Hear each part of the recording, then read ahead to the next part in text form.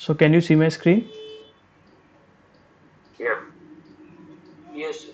Okay, so let us first again discuss. So let me.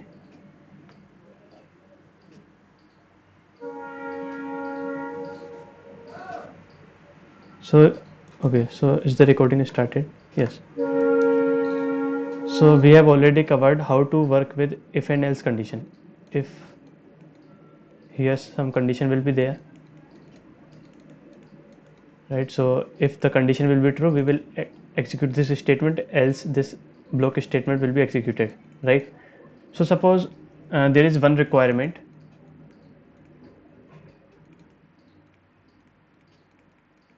Suppose principal of the school of the college, principal says, if you get you can say 100 marks, you will going to get first prize. So I am just assuming one condition. If you get 99 marks, you will get second prize, and likewise you have many condition. 98 marks, you can have a third prize, and 97 is the, if you have marks, then you will get fourth prize, right? Fourth prize. And okay, so we have total of four condition, right? So but till last lecture we have discussed, if suppose I have to use this, suppose if I have only one condition, right? So I can simply write that, instead of writing the condition here, I will say if marks equals to, you can say 100. So I will get that. So I will write one statement here that I will print discount. Otherwise I will say you will not get this, you will not get the discount. So if else statement will going to help us if we have only one condition, but here you can see we can have multiple condition, right? So if I say 96 marks, you will get fifth prize, right? So here we have multiple conditions, you can see multiple conditions. So if else statement alone not going to help us, right? So fifth you can say fifth prize, anything. So here we will use a else if statement in the, for we will use else if statement here, right? Because we have multiple conditions. So using if else statement will not going to help us because we have multiple conditions. So what I will do, what we will do, we will going to use this else if statement in Java, right? So how to write this? So let me show you. If I open Eclipse editor,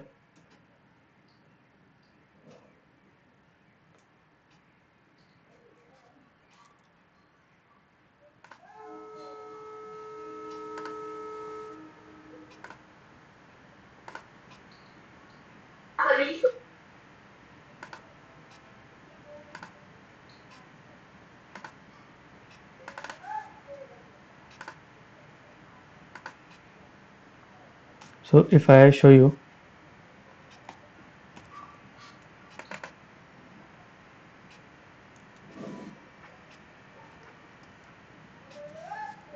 so how to write the else if statement in Java, else if statements. So first of all you will have one if block. So here you will write your condition, right? You can say suppose your marks are 100. So if your marks are 100, then you will get, I am writing in show system.out.println first prize. Then I will use this else if, right? So this is also provided by Java. Else if statement if you use, you can say if your marks are 99, then you will have the condition as, you can say second prize. Again you, if you have one more condition, you can do like this, else if, you can say 98 marks, then I will say I will get third prize. Again if I have one more condition, so I am writing it here because I do not have any space left. So else if you say 97 marks, then I will say, you can say fourth prize. And after that you can also use one else condition, right? So this is our else condition. So here I will write simply that you will not get any prize, something like this. Prize because your marks are less than 97, right? So here this is one way we can use this else if statement if we have multiple conditions, right? So let me also show you how we can write that in a programming way.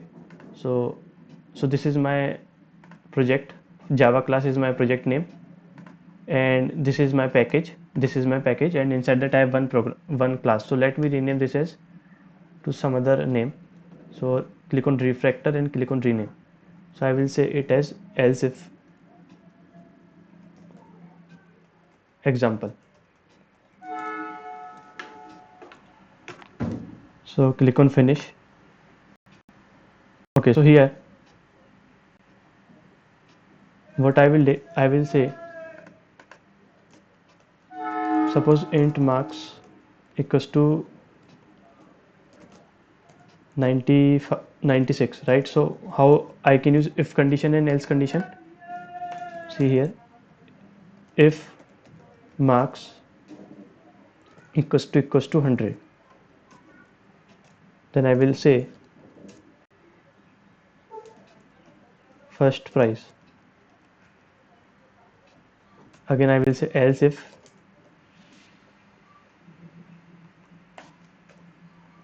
marks. Okay, so let me increase the font size of Eclipse. So okay, so let me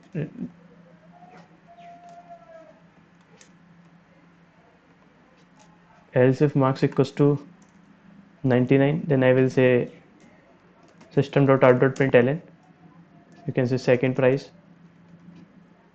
Likewise, if you have one more condition, else if marks equals to you can say 98, so you will get third price. Again, if you have one more marks, I will again say fourth price. And after that, if someone will get less than 97 marks, so I will say in the else condition,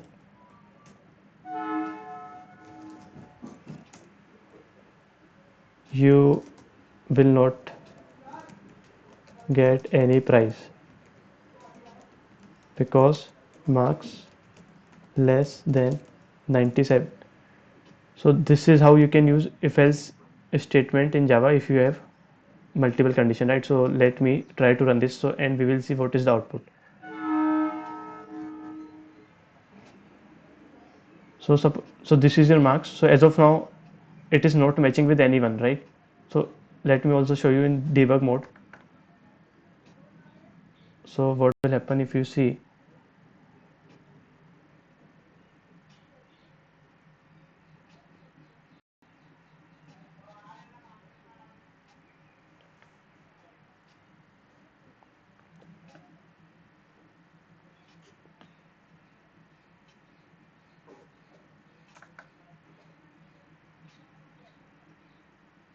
so program execution is finished and you can see last line is printed, right? So I think let me put debugger here.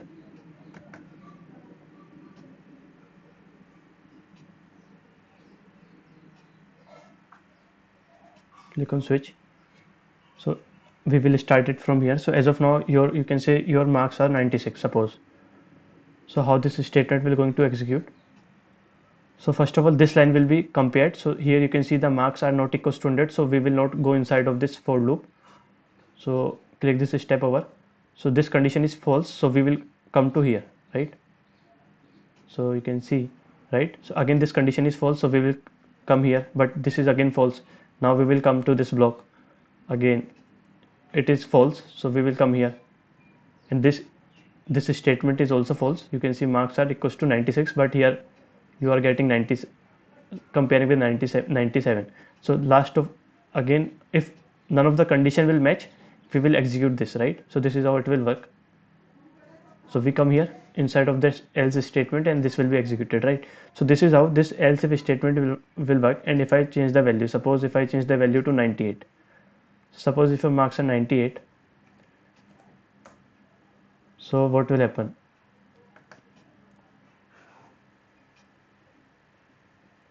So keep in mind that if any of the condition, suppose this condition will become true, this one, so these statements, whatever the statements you will write will not execute at all, right? And suppose this statement will become true, this one will become true, then this one will not, after those statements will not going to work at all. So you can see it here as well.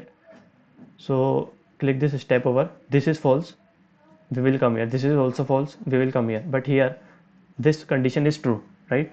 So this will become true and we will come inside, so we will print that in our output, which is third price. Okay, so print this, so it will print this in our output, you can say. So but as this condition is become true, at least one of the condition will become true, so these two statements will never going to execute. So this is how this statement will work, and we will simply come out of this, you can say, else if statements, right? So after that our program will finish execution. So this is how you can work with else if statements in Java. So is it clear to everyone? Yes, yes. Okay, so here there is one issue actually. If you Hello, see, sir. sorry, Sir, why we use the step over step in dashboard? Why you click there? see, actually what I'm doing, I'm placing one debugger here, right? So this is one debugger, sorry, breakpoint. So actually I am showing you this so that you can see how your program will work. So if I click this one, Okay. so it will open that, it will run our program in the debug mode. So what this step over will do, it will simply execute this line, and after that we will come here, right? So if I want to execute this line, I will simply click step over, right? So this is the reason I'm clicking this, so that we can execute our program one by one, right? Okay. Okay, so this we have done. So actually here there is one issue. Suppose if you have hundreds of condition, right? So if you have hundreds of condition like this, as of now we have only 5, I think, 1 2 3 4, so we have total 4 conditions. So suppose your marks are 97, suppose your marks are 97, so how your program execution will work? So first this one, this is our total marks, condition false, condition false. So each and every line will going to be compared, right? Then we will reach here.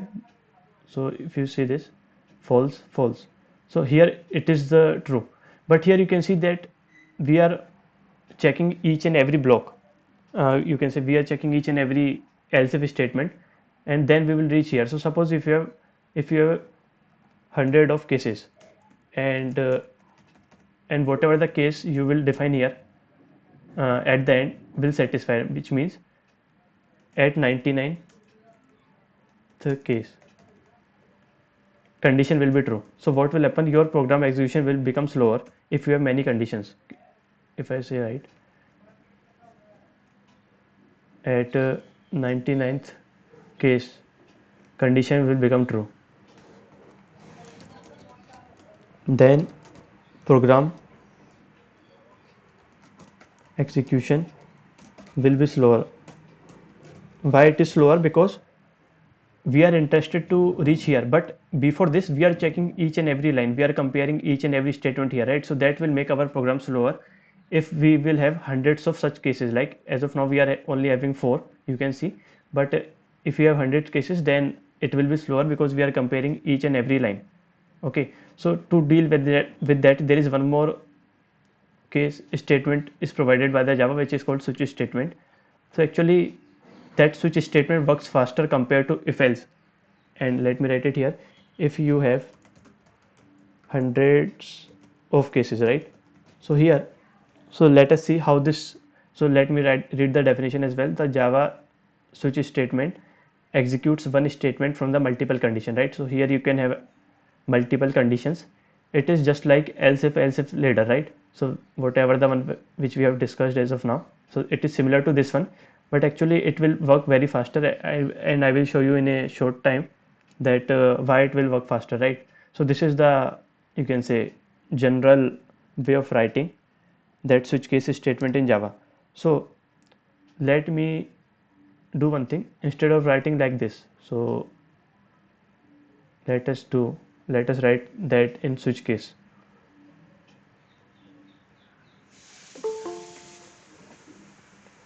Okay, so after that,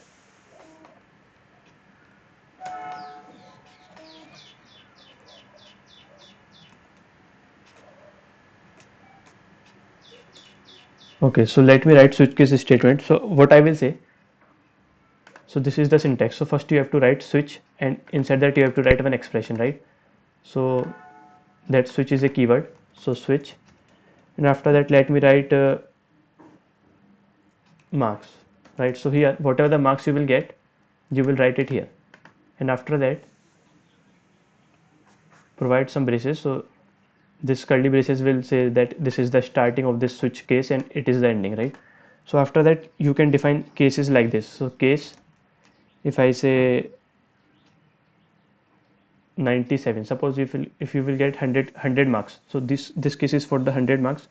So then I will say system.out.println, you will get first prize, and after that if I say case, so that 100 number is nothing but your marks, right? So case 99, if you will get 99 marks, then I will say, you can say second prize. Again if you say case 98, so here you can have n number of cases, right? So there is no limit set, you can have thousands of cases here as well. So third prize, and again case 97, you can say fourth prize. So you can say fourth prize, and again if you say case 96, you can say fifth prize. So you can have many cases here as you can see on the screen. So let me write one more case as well, which is nothing but default. And what is this default? Let me tell you in a short while. So I will say, instead of writing in the else part, just, so we have whatever the statement. So in the else condition we used to write like this: you will not get any prize because your marks are less than 97. So in the default one you can write like this, or this time not 97, it is 96, right? So this is the minimum marks, so that you can win fifth prize if you score 96 marks. So let me write 96.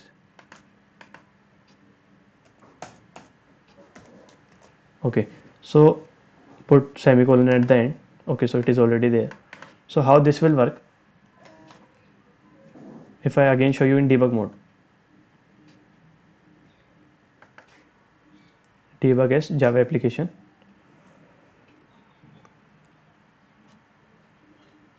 Okay, so as of now, okay, again I will click step over, so this line will be executed, this one. So click this line executed, and we come here. So as of now marks are 97. So right, if your marks are 97, you should be directly coming to this point. So see how, right? You can see that. So earlier, I hope you remember that when I was showing you that else if statement in debug mode, if I want to reach it here, first we will compare this line, it will be compared, and then it will be compared, right? So likewise every statement before this will be compared, then we will reach to this block. But here the advantage of switch case statement is it will not compare the case, right? It will just directly reach it here, right? So this is the reason our switch case statement will work faster if you have multiple condition, in case of if you compare it with the else if statement, right? So once we will come here, it will say that you got marks as 97. So this is your marks, it will say your marks are 97, so you will get fourth prize. So you can see that in your output, right? So this is our fourth prize. But here you can see this statement is also getting executed, right? So if I click this and click this, so whatever the statements you are seeing after this, is getting executed. But if you do not want these statements to be executed after this statement, you can use one statement here, which is nothing but called, uh, let me write it here, break statement. So what that break statement will do, this will simply move you out of switch case, uh, which is nothing but this one, switch case statement. So actually I do not want, suppose if I got 99 marks and I will get second prize, so I do not want that these statements should print in my output. So after that I will say break, which means you do not have to execute next statement, just put break here, right? So if I say break again, after each and every cases I will say break. Yeah, Sumit, this break statement we can use in if statement also. Yeah, I will be coming to that point in a short while. So this is, so if I show you, right click, so this time if I again compare, again run the program in debug mode, so you will see first of all this line will be executed. So execute this. Now you have 97 marks, right? So our control will directly be reaching to this point, right? It will not come first here just like else if and then here and then here, right? It will directly reach here. And if I show you, you can see it directly reaches to this point. And now this condition is true, so we will just execute this statement will be executed, this one. And after that it is saying break, which means we are not going to execute the cases after that. We will just come out of this block, right? So this is the block of your switch statement. So click this. So we came out of the block and just, so this is a commented part, so it is not execute, it will not execute, right? So after that we will just move out and this is our final output. So what happens if your case is, so 97, suppose if I say marks are 50 marks, you will get. So in that case you will see what is the, this case is going to be false, case 100, 99, 98, 97, 96, all these will going to be false because this time your marks are 50. So in that case, whatever the statement we have written here, default, so it will just work like else statement, right? In the if and else condition, if none of the condition will match, this will execute automatically. So if I execute it again, switch marks, so this time marks are 50, so we will directly reach here. So you can see, right? So our control comes here and then we will just execute this and you will see, right? So whatever the output you, whatever the statement you will write here, that will going to be execute. So is it clear to everyone that how you can work with switch case statement in Java and why to work? Because it is faster than if else statement. Yes. Okay, so this is one of the way to deal with the multiple conditions, right? So and this is also, let me write it here, syntax, or you can say way of writing switch case. Okay, so one more thing, if I will remove this, what will happen if I save it? And this time you can see again,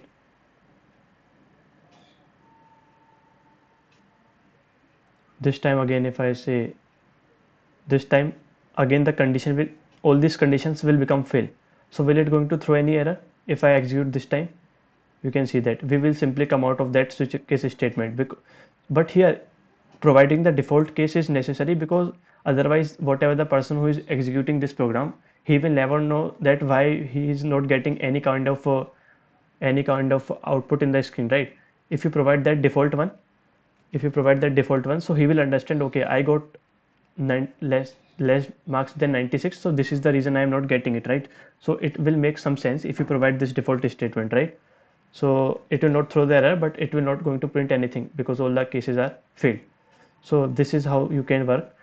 Okay, so let us discuss this. So this is switch statement is completed. Okay, so now let us discuss this important topic, which is, so switch statement is clear to everyone, then we will proceed forward. Yes. Okay. Hello. Yeah. Sir, if user want to enter the value at runtime, Yeah, then we how will it we will will? see that we can do using scanner class. So as of now, let us go with this one after the loop. Okay, so I will show you in the loop only, right? Okay, sir. How you can enter. Okay, so Okay, sir. okay, so let us see here only. Okay, no issue. So actually, as of now, till now, what we are doing, I am just writing the data here, right? But if you want to enter the data by user at a runtime, so how you can do? Which means let me say like this: system.out.println.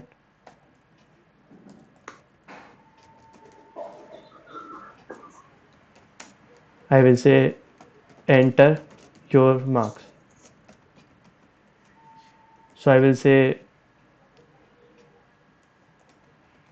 if you want to enter anything through the user in Java, there is one class which is called scanner class. So actually we have not discussed that what are those classes and object. So okay, so just understand that if you want to uh, insert, or you can say if you want to enter user input, use scanner class. So what are those classes and object? We will see them later, but here just understand. So first of all, we have to create the object of that scanner class. So you can say input, right? So this you can give any name, equals to new scanner. Here you have to provide one parameter, which is system.in, and so it is throwing one error. So import the package. Actually, that class is this scanner class is present inside this package, right? So this is the reason I am importing this package, right? So you can see this it has imported, and after that, let me take int marks. So I will say input dot. So this is the method. So this method will help you. So let me remove this.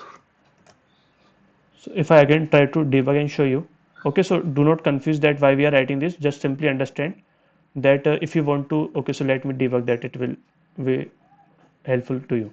If I debug this, just see on the screen. So first this line will be executed. So user will enter the marks, right? So I am not hard coding any data, just user will enter. So if you say, you can say 96. Suppose this user will say I got 96 marks. So if I execute this, you will see. So it is taking some time. So let us wait.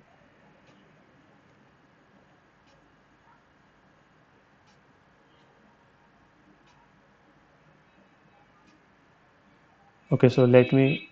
Okay, so you have to press enter after that. Then only it will accept. So press enter. So you can see marks equals to 96. So this method will help us. So when you will press enter, whatever the value you will write, it will be present here. So this way, at runtime only, user will say what are the marks he will get. So if you get 96, then we will simply come here and execute the statement. So fifth prize that user will get, right? So you can give any value at a runtime. So this is how if you want to enter any data through the user, you can use this class, which is this one, right? Is it clear to everyone? Yes. So what are those classes and object we Yes, will sir. discuss when we will discuss oops concept, okay? So then it will be more clear. So let us discuss this topic now, which is loops in Java. So why to use loops? So if I talk about in one line, loops are used to repeat a block of code. So if you want to perform some task again and again, so instead of writing the code for that n number of times, you can do that with the help of loops. So there are many kinds of loop in Java, like for loop. Like if I show you, for loop is one of the loop, and this is also one of the loop, while and do while. So there are many loops present in Java, right? So while, do while, and for loop are the one. So let us go with this for loop one, right? So suppose there is one condition. If I want to, so let me again comment this. So let me comment like this: slash star and star slash. So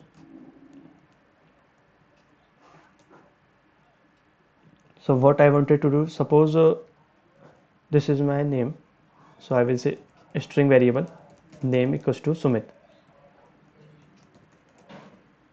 Actually I wanted to print this name 5 times, so I can do one thing, right? So this is one statement, it will print it 1 time, 2 time, 3 time, 4 time, 5 time. So this is fine, it will work correctly. But here if you want to print that Sumit 100 times, or you can say 1000 times, so writing that line for the 100 times is not a good thing, right? It is, you are just repeating this single line again and again. So if I want to perform that task for the 100 time, I will not write these lines 100 times, so I will just make use of this for loop. Yeah, so which is this one, right? So if I show you the syntax, this is one way of writing the for loop. So first you have to write that for keyword, right? For. After that you have to provide three conditions: initialization, test, and the update. So it is saying that can be omitted if single statement in the body. Suppose I am writing system.out.println Sumit. So if you also do not provide that curly braces, it will work fine. But if you have more than two statements, then it will just you can say focus only on the first statement. It will not consider the second statement inside that brace. So I will be showing you in a couple of time. So let us see how to write the for loop. Okay, so not write that 100 times or 5 times, so I will use for loop. So how to create the for loop? For you have to use that, provide that braces, brackets, and after that provide those curly braces. So this is indicating that this is the starting and this is the ending of the for loop. So here first of all we have to, you can say, initialization. What is this initialization? So if I want, suppose you can take int I equals to, you can say 1. So this is the initialization. I am saying that there is one I variable which is of type integer, and I am initializing value 1 to the I. So this is the initialization part, and after that here you will have two more semicolons. This is the first and this is the last. So between that you have to write the condition when you have to stop. So stopping condition, you have to write it here, stopping condition, right? So how to write that? So I want to run that loop for 10 times. I will write 10 here, and then I will say plus plus I, right? So this will just increment. So this plus plus I, actually it is a pre-increment operator, but we will just understand as of now that it will increment I value by 1, right? Every time I value by 1. So inside that you can write system.out.println Sumit. This time you will just write this line 1 time, and it will be executed for 10 times because I am giving the value as 10 here. So let us first check whether it is printing or not, then we will see how this for loop is working. Okay, so okay 110. Okay, let me write 10. So it will just execute for 10 times. So you can say 1 2 3 4 5 6 7 8 9 10, right? So total it will run for 10 times. So let us see how this is working first, then I will also show you in the debug mode, right? So here instead of printing Sumit, you can also print this variable I. Simply you have to, if you want to print this variable I, then you can print this as well. So here it will print the numbers from 1 to 10. You can say 1 2 3 4 5 6 7 8 9 10, it is printed. If I say 100, then it will simply run for 100 time and it will print the counting from 1 to 100. So you can see, right, it has printed all the counting from 1 to 100, right? So let us see the working first. If I open, so we have written like this.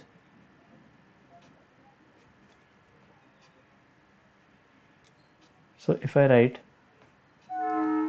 for integer, so this is data type int, or you can take any name, right? So here I have taken I. You can take I, j, k, l, any variable name as you want, right? So as of now let me start it from I less than equals to 5. So let me take some small number so that it will be easy for me to explain. Okay, after that I'm writing, so let me write system dot out dot print, and I will say I, right? So let us see how this is working. First of all, this condition, when your control, or you can say when your program will start from here to in this block, this condition will be executed. So in memory, one I equals to 1 will be created, right? So this is our, suppose this is our memory, and this is your variable I equals to 1. So I equals to 1 will be set in the memory, and after that, so keep in mind this, whatever this first condition, it will be only executed for the first time. Okay, so what I mean to say, this will only execute for the first time, and after that it will never going to execute. So rest of the statement, these two always going to be execute. So let me show you how. So after this condition will be done, we will come to this block I less than equals to 5. So here we are just checking if 1 is less than equals to 5. So 1 is less than 5, condition true. So if the condition will become true, what we will do, if that middle condition will become true,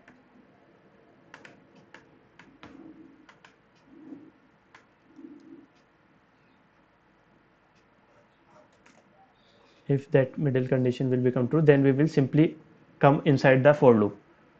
So what will happen, first time 1 less than equals to 5, so we will come inside this for loop. And what is the statement I'm writing here, system dot out dot println, print the value of I variable. So you can see value of I equals to 1, so it will print.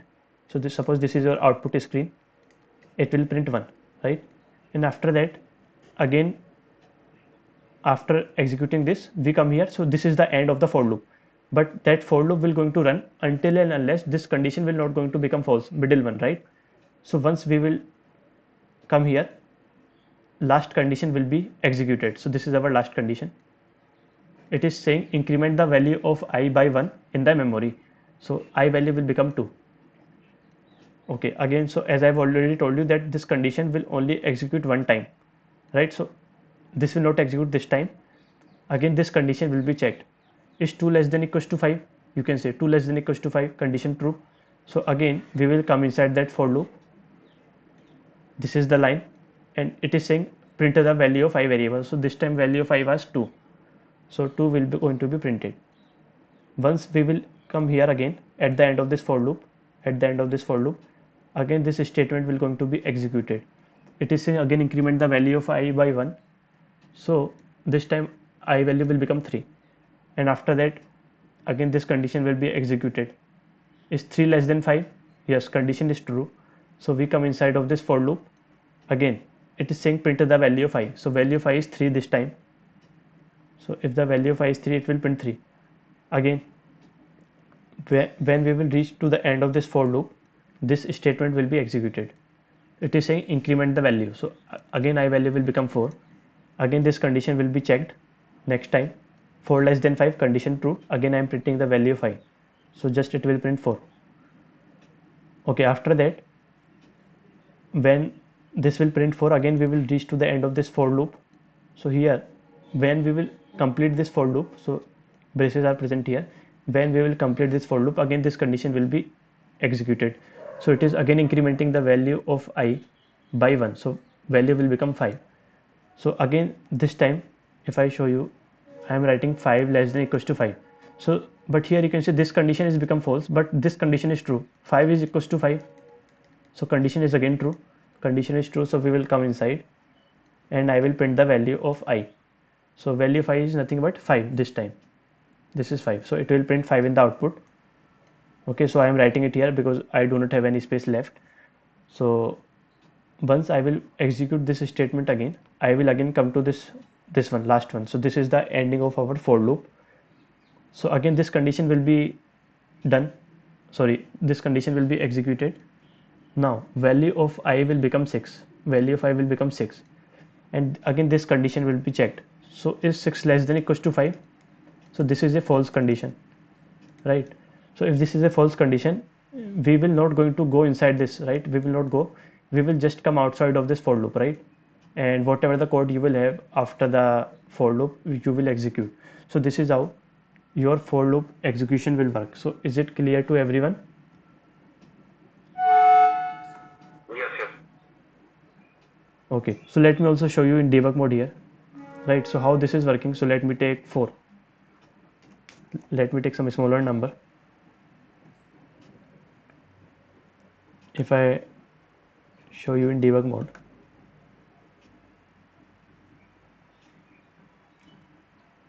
you can see you are first, as I put the breakpoint, so it will stop here. So as of now, first of all, this statement will be executed, this one. So you can say one I variable is formed in our memory on the right hand side. So I value is equals to 1. After that, this condition will be checked. 1 is less than 4, condition is true, so we will come inside, right? So when we will come inside, this line will be executed. So value of I is 1, so it will print 1 in the output. Okay, after that, this line will be executed. So as of now, I value is equals to 1, but what I have told you, this after you will complete this block, that last statement will execute. So it will make the value of I will be 2. So you can say value of I has become 2 on the right hand side, and after that this condition will be checked. So this condition is true, so we will come inside, it will print again. After completion of this line will be executed, so this statement will be executed, it will again increment. So this time I value will become 3 on the right hand side. So this condition is again true, 3 less than 4, condition is true. So again we will come inside and print the value of I. So value of I is 3, so it will print 3. It has printed again. uh, After the completion of this, I value is 3, but this statement will execute as I have shown you in the paint. So I value is 3, but as soon as this will execute, it will execute and it will increment the value of I by 1 on the right hand side. You can say I value is equals to 4. Again condition is true because 4 is equals to 4, condition true, right? So once we will complete this block, we again come to this one. This time it will make the value of I equals to 5, but this condition will become false as soon as I check this. So it will just simply come out of that for loop, right? So you can say this time condition was false, so we will simply come out of that for loop. So this is how I have also shown you in the debugging mode that how that for loop will work. So is it clear to everyone?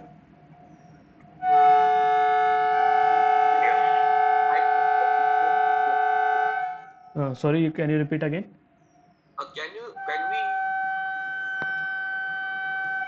Yeah, say. Hello. It's I think pre-increment. You Yeah, want post-increment. yeah. If you use post increment, there will not be any difference. You will going to get the same output, right? So I will show you in a short while when we will discuss while loop, and while loop, that what is that difference it will create. Here it will not create any difference, right? Because it is a single statement. If you have something like this, I equals to something like this, then it will make the difference. But here, as it is a single statement, this one, so it will not make any difference. So you can also write like this if you want to write. So if I write like that, so this will work the same, right? So okay, one more thing, if you do like that, if you do not provide any of the conditions, so it will going to run for the infinite. Actually it is an infinite for loop, it will never stop. So this is one. If I, so you can see it will never going to stop if you do not provide any condition here, right? So to stop this, you have to just click on this terminate. Okay, so this is also one of the way. Actually writing that condition is not mandatory in the for loop. Okay, so actually you should never use any kind of loops in your programs, otherwise it will just hang your system, right? So okay, so let us see one program, a small program. So actually what I wanted to do, I wanted to calculate the factorial of a number. So if I say uh, I want to calculate the factorial of a number. So here we will not discuss that what is that factorial, right? So I hope you have already, many of the people have done that. So this is the one way people write, and this is also one of the way. So if you want to calculate the factorial of 5, so you will simply write 3 into 2 into 1, which is I think 120, right? So this is also one of the way of writing that. People use the different symbols, right? So if you want to calculate the factorial of 6, how you can write 6 into 5 into 4 into 3 into 2 into 1, which is 720. Likewise 7 factorial, so 7 into 6 into 5 into 4 into 3 into 2 into 1. So whatever the value it will give, right? So if you want to calculate the factorial of a number, you can do that with the help of for loop, which we have discussed as of just now. So if I want to calculate the factorial of any number, so if I show you, suppose if I want to calculate the factorial of 5, so if I want to do that with the help of for loop, how you can do, see here. So first of all I will write one for loop. So I will say I equals to 1.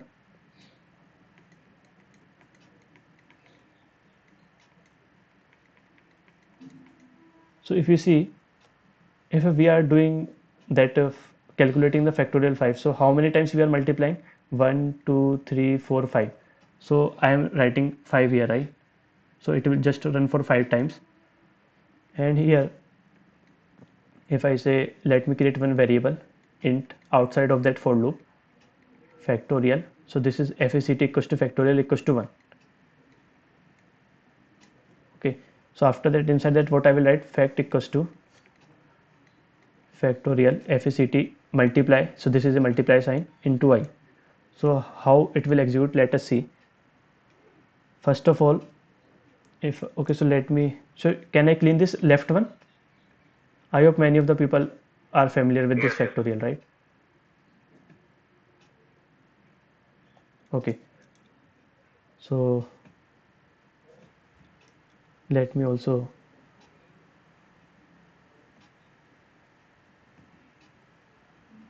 okay, so this is how this program will work if I want to calculate the factorial of 5. So it is 5 into 4 into 3 into 2 into 1, which is 120. So how this program will work in, and it will calculate the factorial. So after that I will write system.out.print. I will simply, whatever the value it will store, I am simply printing this. So it will print me the output, which is nothing but our factorial value. So first of all, again, this condition will execute. So here I have not written int I, right? So just assume int is written. So first this will execute. So in the memory, so this is, so let me first, this is separate thing, right? So see how this program is working. So first of all, it will create I equals to 1 in the memory. So this is I equals to 1. And first of all, actually this statement will execute. So it will first create this one as well, right? So there are two variable, fact equals to, these are the two integer variable it will create in the memory, and the value is 1. So it will assign 1 inside that box. So I equals to 1 is created as well. Now this condition will be checked. I less than 5 condition is true, we will come inside. So as of now, what is the value of this fact? It is 1. You can see on the right hand side it is 1. So what is, and I value is also 1. So what is 1 into 1 equals to 1. So output of this one is 1 for the first time, and 1 will be assigned inside this fact, right? So if 1 will be assigned, it will, there will be no change, right? So 1 will come here. Okay, when it will execute for the second time, when it will execute for the second time, okay, so after the execution of this one, so don't think that we will come to this one, because this is a for loop.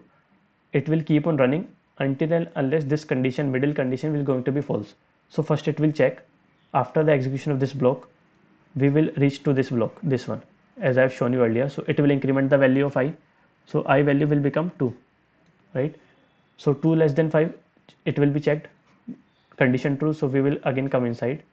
This time, what is the value of fact? It is 1. So value of this one is 1, and I'm saying multiply it by the value of I. So value of I is 2. You can see value of I is 2.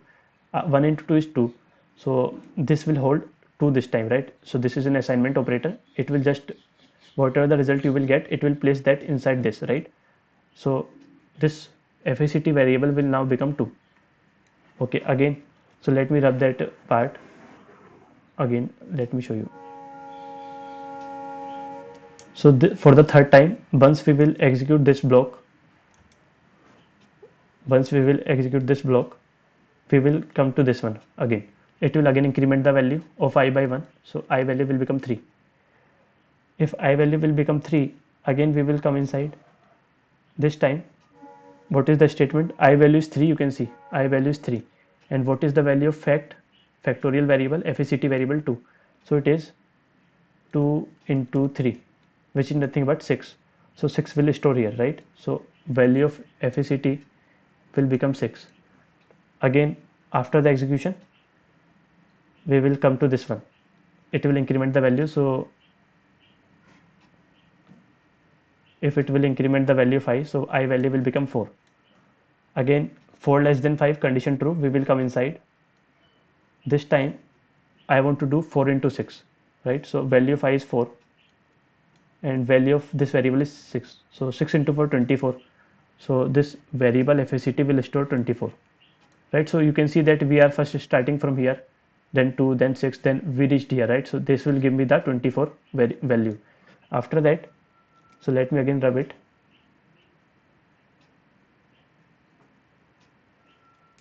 After that, what will happen? Again, after the execution of this one, we will execute this statement. So I value will become 5. Again 5, this condition will be true, 5 because 5 is equals to 5. So we will go inside and I will simply execute this statement FACT into I.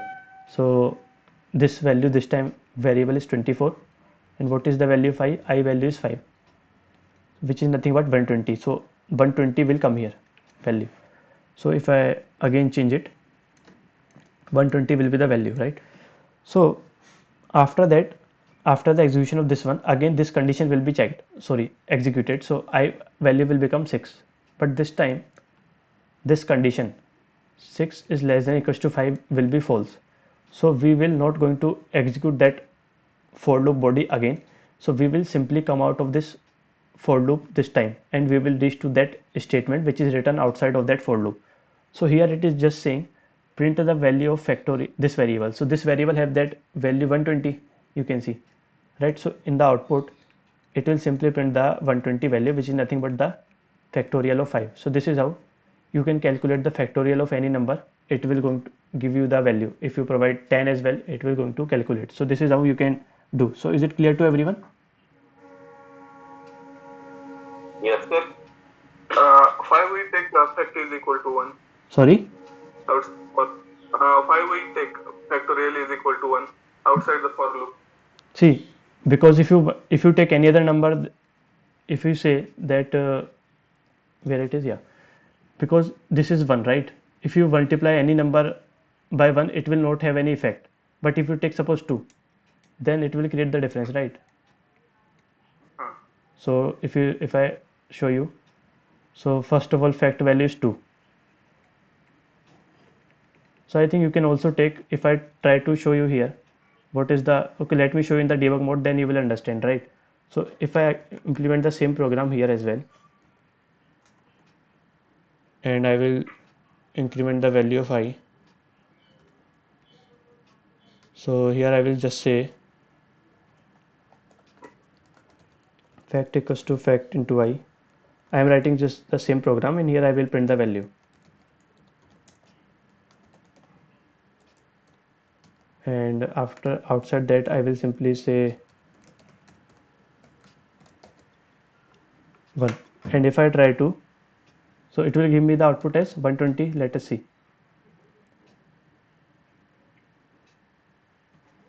But if I say, if I take it 2, so I think it should give me the same output. Let us see. If not, then we will debug. So actually it is giving me the double of 120. So if I try to debug you here, then you will understand. Okay, let me take 2, right? Then let us debug it. Again I am showing you in debug mode. So again I equals to 1 and this condition will become true. We will come inside. So this is saying 2 into 1. So earlier you can see, actually first we have to get this value. Actually I have to first calculate this 1, because you can see that first we calculated 2, then 6, then 24, then 120, right? So we are starting from that, you can say and 1. First I have to get this value, but here if you take 2, then first of all you are getting this 2 value. Then first of all, okay, let me rub it here.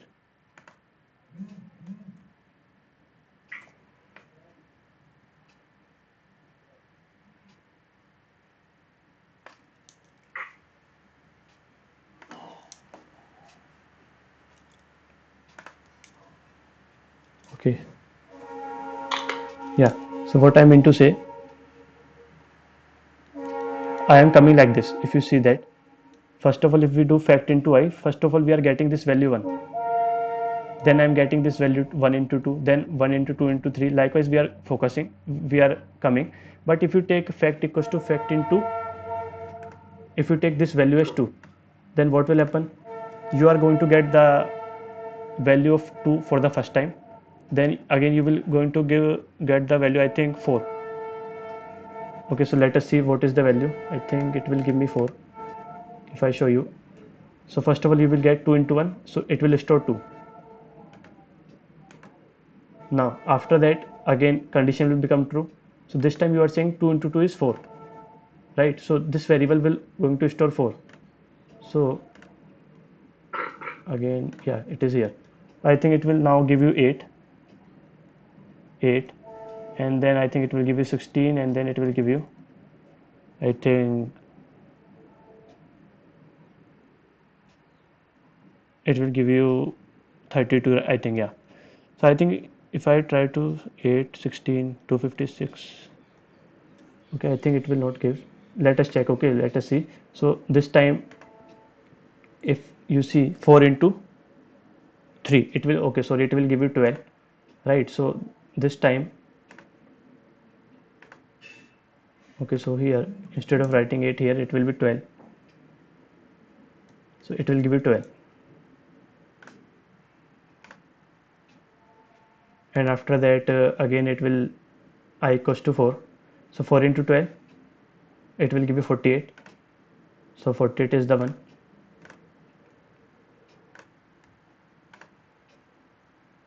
So where is the print?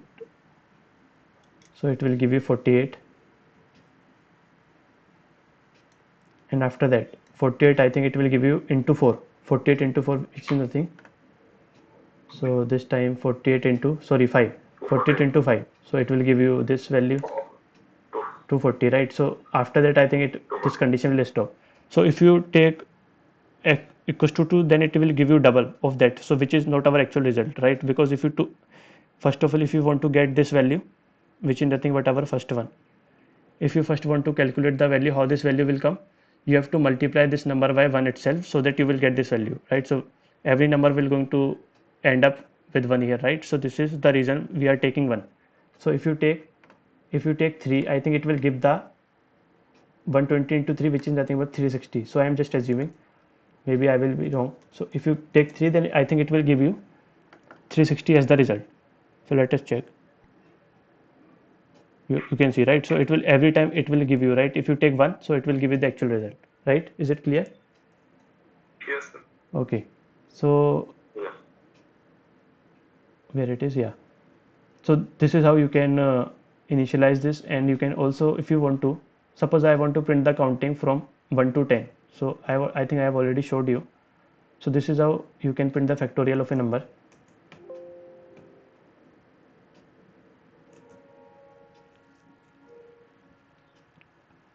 So you can also print the value like this if you want to print. If I say I here, so it will print the value from 1 to,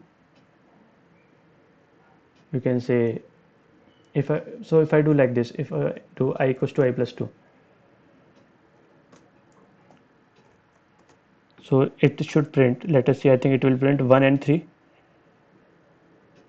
Okay, so it will print as 5 as well. So how you can see how this will work. First of all, I equals to 1, 1 is less than 5, so we will execute this. I equals to 1 will be printed in the output, but once you will, after the completion of this, you will execute this statement I equals to I plus 2. So I value was 1, so 1 plus 2 is 3, so I value has become 3. So again this condition will be checked, 3 less than 5, again condition is true, but this time value of I was 3, so it has printed 3 in the output.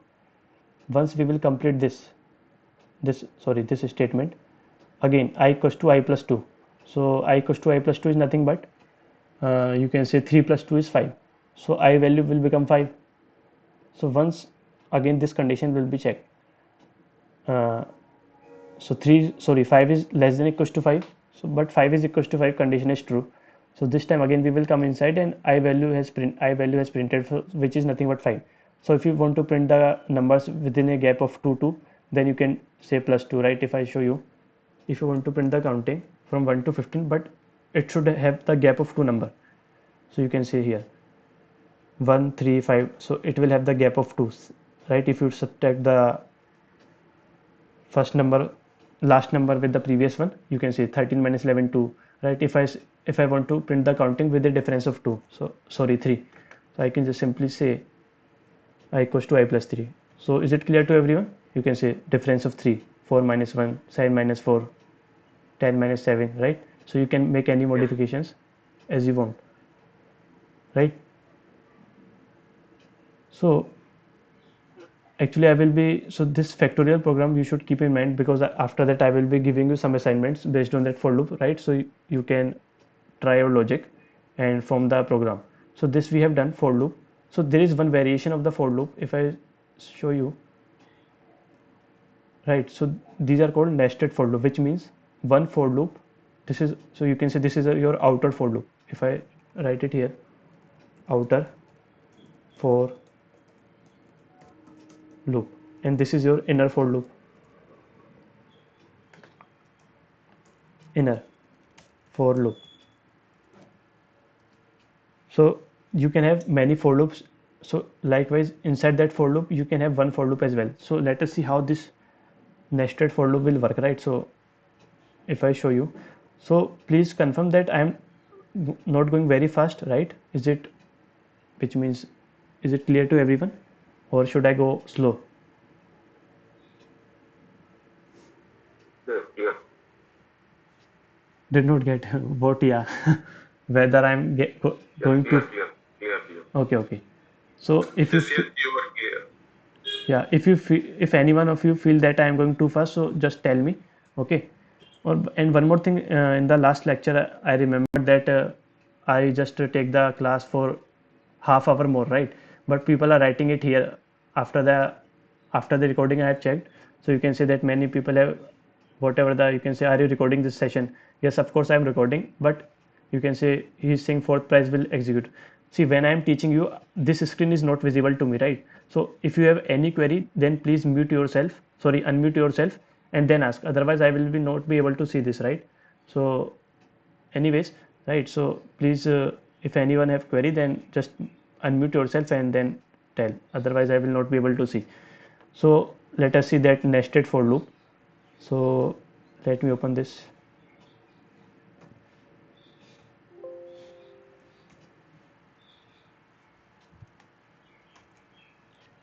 So let us see. Suppose this is my outer for loop, integer I equals to 1.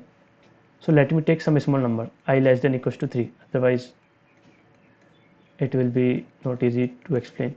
So after that there is one more for loop, you can say integer, you can say j, you can take any name, right? So this name is up to you, whatever name you want to take. So I am taking j and saying j less than equals to 2. Okay, so let me write it in paint only. So I find it much easier to write in paint than PowerPoint, so let me write it here.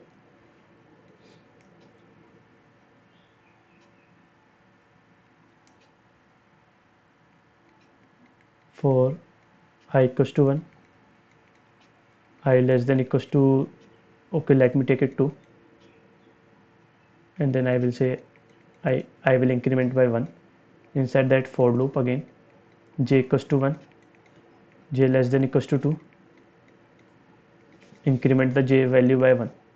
Here I will simply print some. So this is where your inner for loop will stop, and this is your outer for loop, right? So this is the outer for loop, it will execute from here to here, right? So I will say system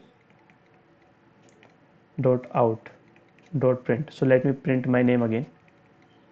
So I will say Sumit. Okay, so let us see how this will work. So first of all, program will start from here, outer for loop. So this is our outer for loop. So one I equals to 1 will be created in our memory. So suppose this is a memory area, so this I equals to 1 will be created. After that, after this statement, so this will only work one time. After that, these two statements will execute. So this will execute now. Is the condition true? 1 less than 2? Yes, condition is true. So we will come inside of this outer for loop, right? So we will come inside of this outer for loop. So we will now execute this one. So you can say when this will execute, first of all, this variable will be created in the memory. So j equals to 1 is created in our memory area, you can see. After that, this will be executed. So is this condition is true? J less than 2, 1 is less than 2, condition is true. So if this condition is true, we will again come inside this, inside of that inner for loop. So we will come inside and we will execute this statement. So in your output window, it will simply print Sumit, right? So once it will print this, we have executed. So I hope you remember that after the execution of this statement will execute. So it will increment the value of j by 1. So instead of 1, 2 will come here. So once 2 will come here, again this condition will be checked, just like we did it for single for loop. This condition is true again, so we will come inside and again it will print the value as Sumit. After the execution of this one, again this value, this one will be, you can say, executed. So now this time value of j will become 3, right? So when j value will become 3, this time this condition will become false. 3 less than 2, condition false. So we will simply come out of this for loop. So actually we will not go inside. This time we will just simply come out of that for loop. We will reach here. So this for loop, inner for loop is executed, and now this is your outer for loop. But here it is executed one time. After that, this, because these all these statements are executed, now we are going to execute this one. I hope you are able to see. So now again this statement will execute. So I value will become 2. So I value will become 2. Again this will be checked. Is this condition true? Yes, condition is true. So we will again come inside, right? So again that j variable, whatever the j variable will have, again it will start from the beginning. So j value is equals to 1. This condition will be checked, condition true. So again it will print Sumit, right? Again it will print Sumit, and after the printing of this one, right, again this statement will be executed. So again j value will become 2. J value will become 2. So again this condition will be checked, middle one. Again this statement will execute. So it will again print Sumit. Once it has executed that inner statement, it will simply come here, and again this condition will be uh, evaluated. So j value will become 3. So j value will become 3. So once j value will become 3, this condition will be checked, middle one, condition become false. So we will simply come out of that inner for loop and we will land here, right? So this is your outer for loop. So again it is executed, but this time once all the statements inside that outer for loop, these all statements executed, right? So again this last statement will execute, so which is nothing but this one. So this will execute again, I value will become 3. So I value will become 3, and this condition will be checked, but this time this condition also become false, middle one. So now we will simply come out of that outer for loop as well, right? So this is how your nested for loop will work. So is it clear to everyone? I will also write the program so it will be more clear. So this is clear. Yes. Yes. So let me write program, then it will be. So this is your, so let me take 2, and inside that I will again take j equals to 1, j less than equals to 2, and I will increment j.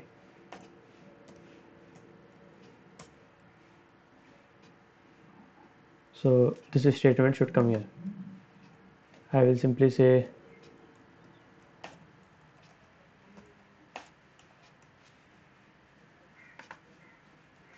Sumit. This time you can see it will print 4 times. Okay, so I think you have to change this, then it will print 4 times.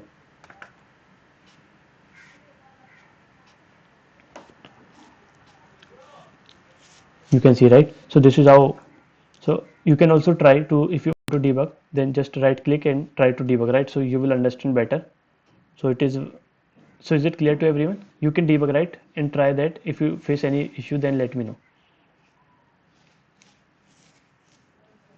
right? Is it clear to everyone? Yes. Okay, so let us discuss one more for loop, one more loop in Java, which is nothing but while loop, right? So this is one simple syntax. So you can actually transform your for loop to while loop as well. If I show you, so if I while loop,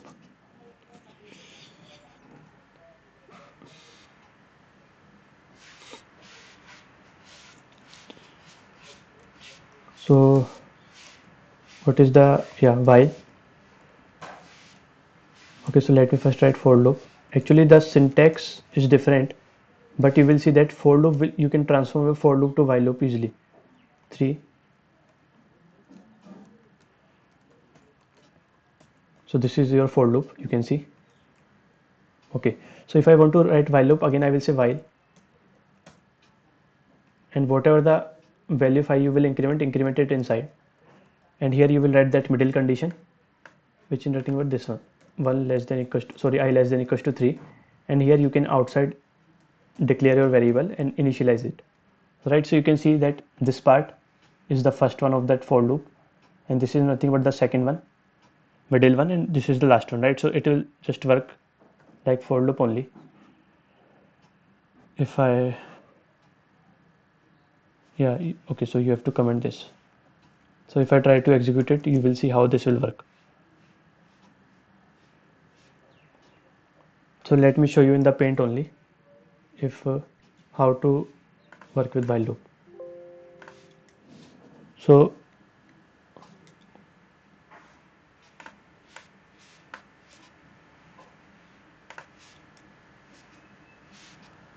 so okay, while, so before while you have one variable which is called integer I equals to 1, just assume. So 1 less than equal, I less than equals to 3, and I will simply say, you can say system dot out dot println,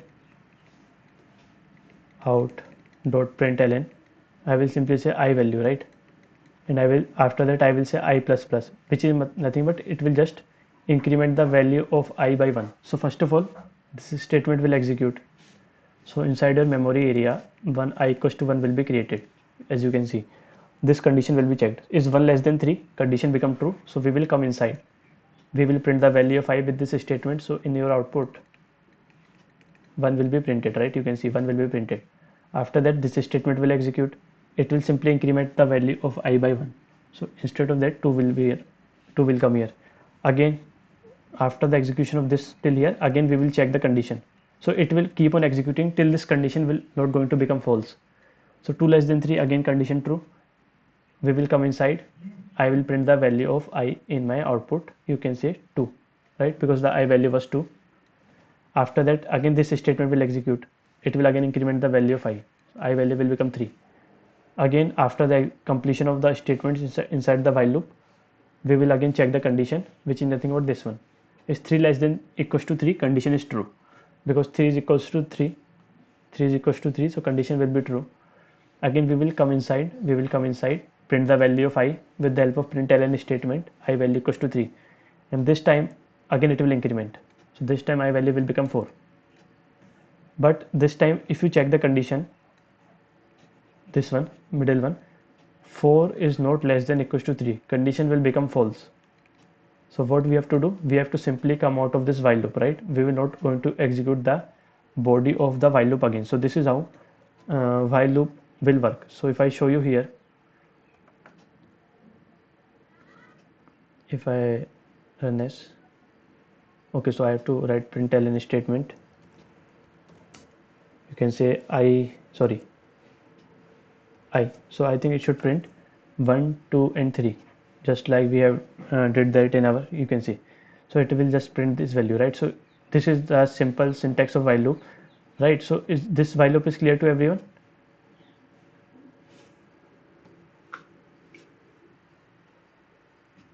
Right, so you can, whatever the operations Yes. you have, sorry. No, you asked me whether it is clear, so I answered yes. Okay. So one more thing. So I will be coming to the point where you have to use while loop and where you have to use do while loop, right? And for loop as well. But let us first discuss. So this, I think this is clear to everyone, that how you can, so whatever the operations you can perform with the for loop, you can do with the while loop as well, right? So this is just a way of writing. And there is one more loop as well, which is called do while loop in Java, right? So if I show you that how you can work with the do while loop, so let me, okay, so one more, let us see first where we have to use while loop and where you have to use do while loop. So I think I have already written it here.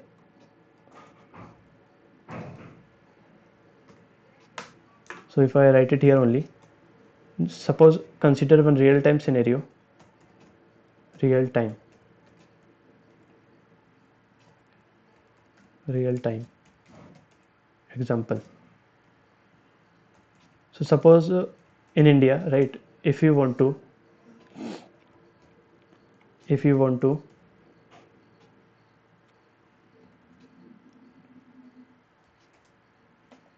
want to travel in a flight,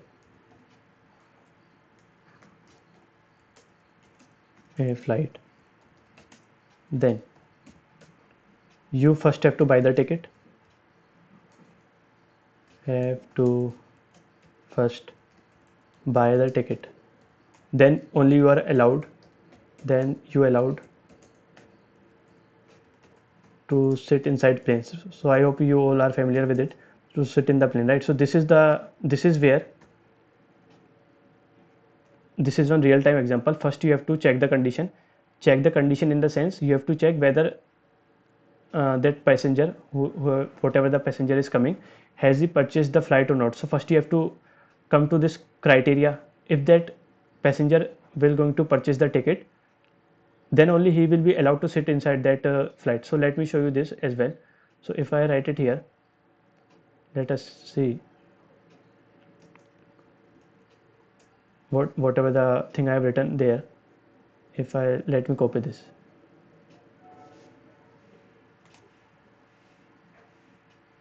So if I,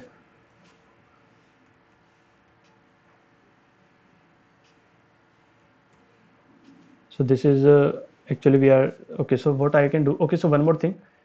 So as of now, if I say Sumit here, there is one modification you can do in while loop. If I say hello, so if you write true here, so this is a infinite while loop. If I run it, you can say it will keep on executing, right? It will never stop. So click this. So if you provide true here, then it will become an infinite while loop. So I was talking that where, in which condition you have to use while loop. So suppose if you want to travel in a flight, then you have to first buy the ticket. So I will say this condition will check whether a passenger has bought the ticket or not. So I will simply say this is where passenger will be checked. So just assume some code is written here, and actually this code will going to return, this will line will always going to be become true because I am writing true here. So actually this is where the passenger will checked, or you can say passenger will, or you can say ticket byte, you can say some any ticket byte. So if the person has bought the ticket, then you can say that yes, you are allowed to sit inside the plane. So sit inside the plane, you can, then you are allowed to,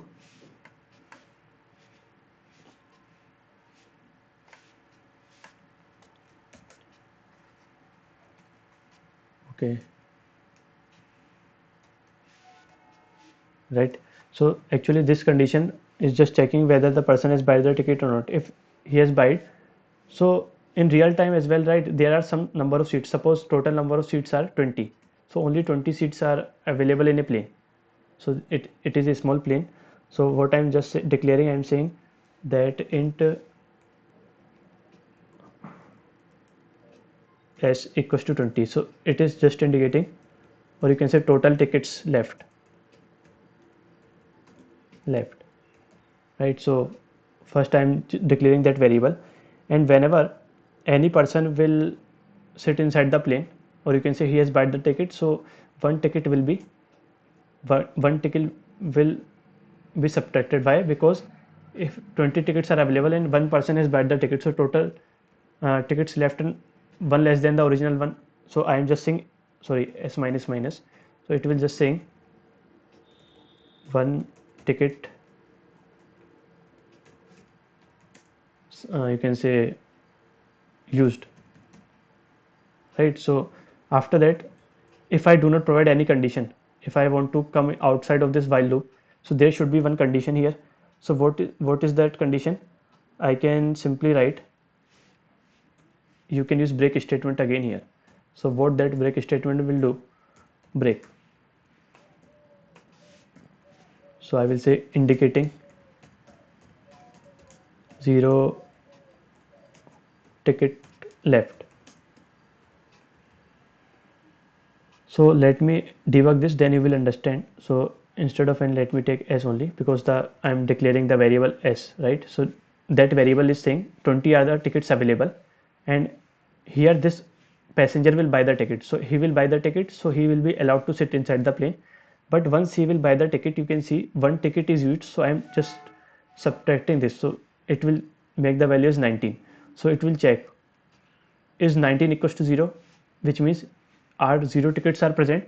So no, this condition will become false, so we will not going to execute that break statement, right? So we will again come to this while loop. If other person has bought the ticket, he will be allowed to sit inside the plane, and again I am just subtracting one ticket, so this time value will become 18. So again likewise we will keep on continuing till we reach final s equals to 0. So let me also show you in debug mode again. So let me take simple example, which is 5. Suppose total tickets are 5. So if I debug this,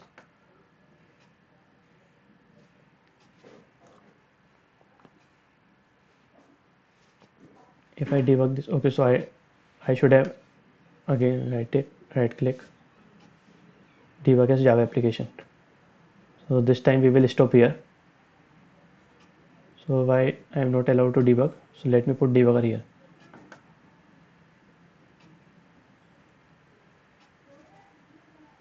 Okay, so we stopped here. First of all, these are the total number of tickets. So once I execute this, you will see that variable in the memory, right? So s equals to 5, you can say 5 is the total number. So this condition will always going to be true, right? Because I am placing true here, so this is an infinite while loop.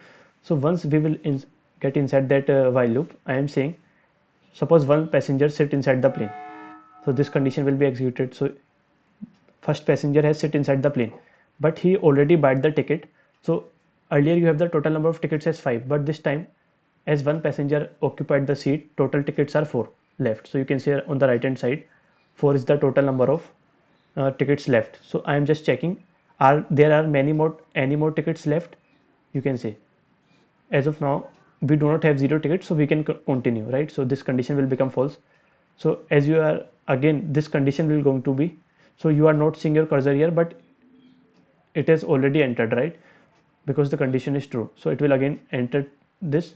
So likewise, suppose other passenger has bought the ticket, so he will be allowed to sit inside the plane, so this will be executed. But as you sit inside the plane, we also lost one ticket, so total number of tickets will become 3, right? So you can see on the right hand side again this will be checked, we have total 3 tickets left, so this condition will become false, so we will not going to come out of the while loop. Again this condition will be true, so we will again come inside. So now third passenger come, so total number of tickets left are 2 on the right hand side, you can see. So again this will be false, again one passenger come and buy the ticket, this time total number of tickets left are 1, you can see on the right hand side. Your screen is not visible, sir. Have you shared the screen? Really? Yes, sir. For me, it's visible. See, Vipin is saying that the screen is visible. Minal, you can. I think some network issue from her side. Yeah, I think Minal, please check your connectivity, right? Okay. Okay. So what I was saying that other passenger come. This time your ticket left are one. So again you have left one more ticket, so you can simply continue. But this time, suppose the last passenger come and buy the ticket. So if you buy the ticket, total number of tickets left are 0. You can see on the right hand side. So this time, this is our stopping condition, right? Because we do not have any more tickets, so what is the point of executing this block again and again?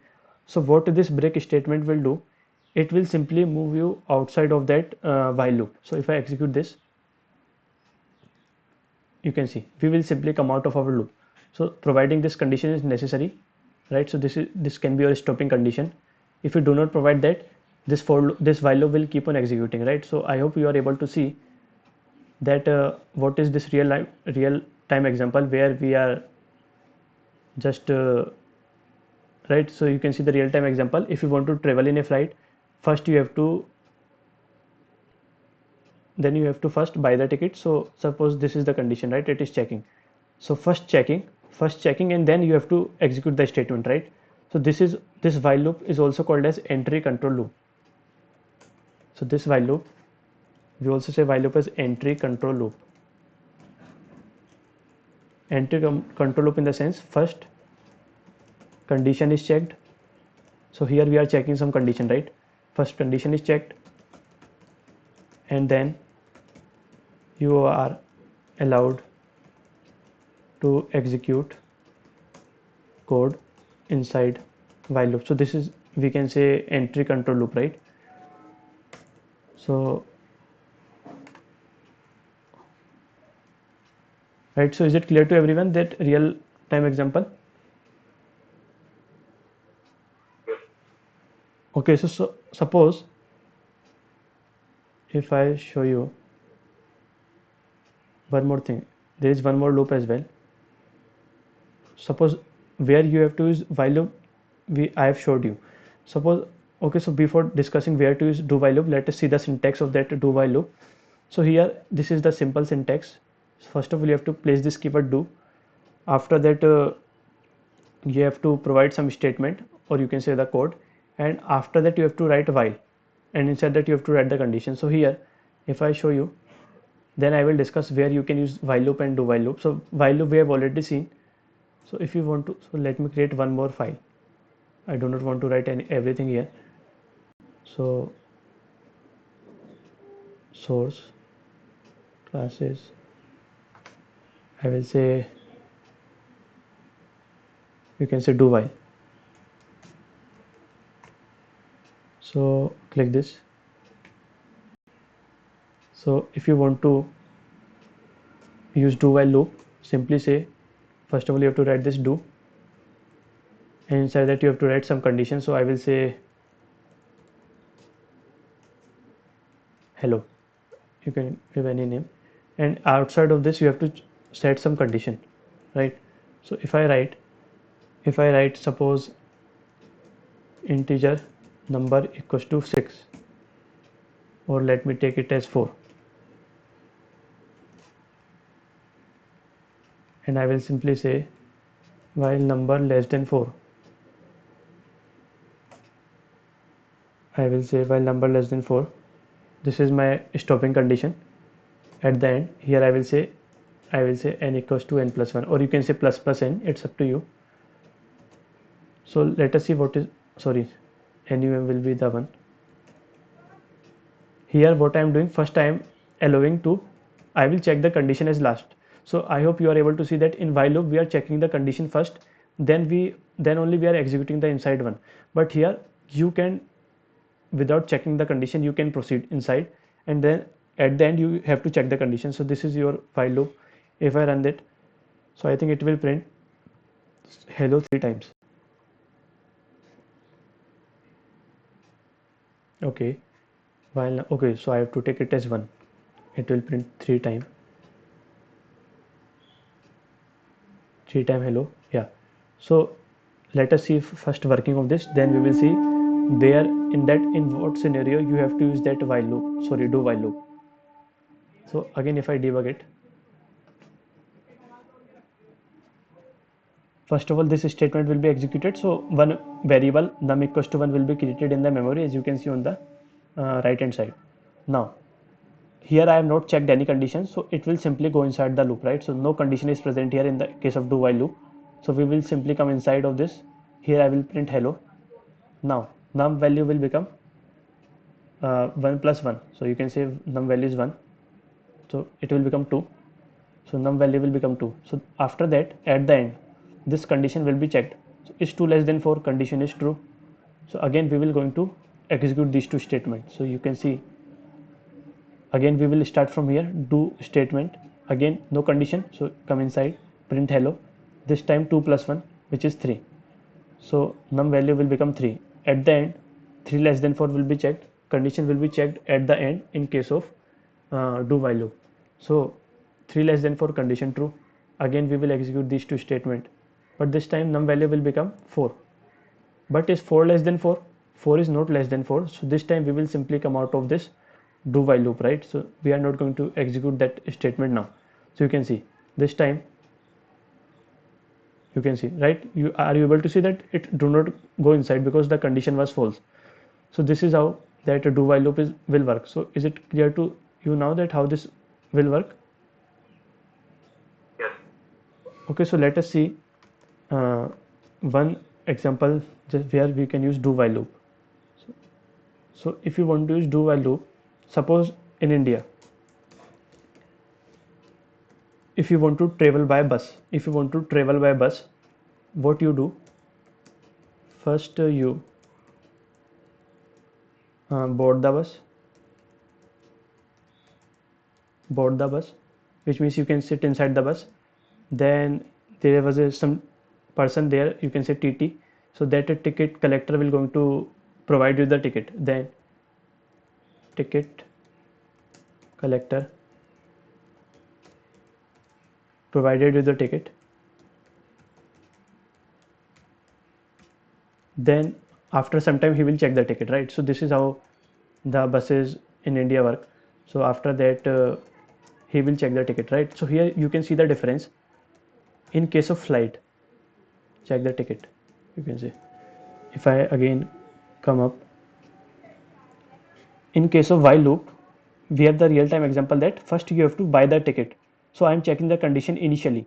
But here if I talk about the do while loop, or you can say the real time example, you do not have to buy the ticket first. You can sit inside the bus, you can sit inside the bus, then the ticket collector provided you the ticket, and then after that he will check the ticket. So here in case of do while loop, right, what I will do, first I will come inside the bus. So suppose I come inside the bus like this, and then conductor will provide me the ticket. Then at the end it will check whether uh, more seats are left or not. So let me also implement that whatever I have written here, then it will be clear. So suppose if I say total number of seats are, and if I write, okay, so let me remove this. If I say integer seats, suppose 20 seats are present in a bus, total number of seats are present in a bus. But here in case of bus, I do not need to check the condition first, I can simply come inside the bus. So I will say system.out.println passenger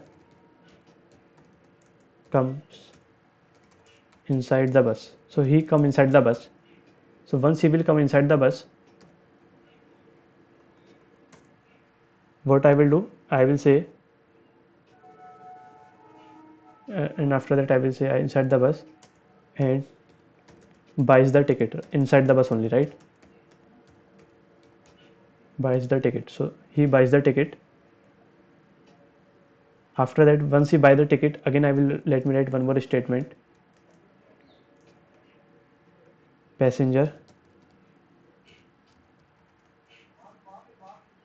has the ticket. So after he will buy the ticket, after some time that ticket collector will check. So passenger has the ticket when ticket collector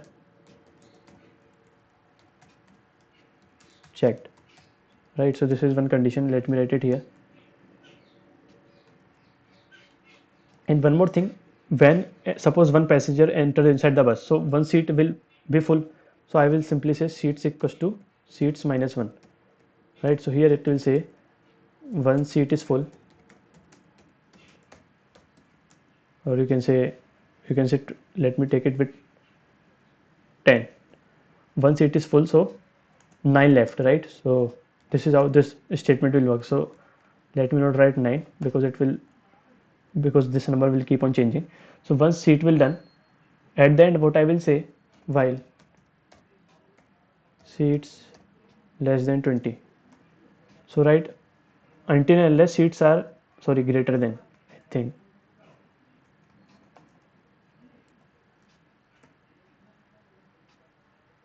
okay, not greater than, if I provide the condition like this. So total seats we have, so after that when seat will equals to 0, let me write it like this. If the seats will going to be equals to 0, then we have to stop, right? Or let me write it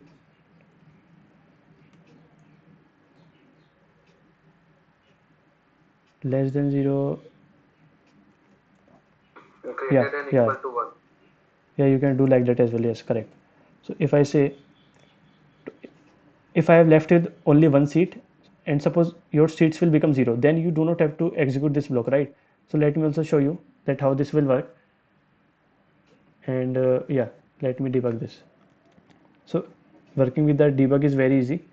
If you feel that okay, so I have not put any breakpoint here, put the breakpoint,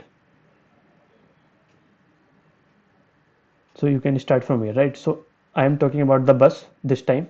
So in case of bus, you do not have to check any condition first. You can simply go inside the bus, and passenger will come inside the bus and buy the ticket. So you can say, suppose passenger one come and he buys the ticket, and here I have written that simply, so ticket collector has checked the ticket and he found that passenger has the ticket. So I can simply say, simply print this, right? So you can have any statement.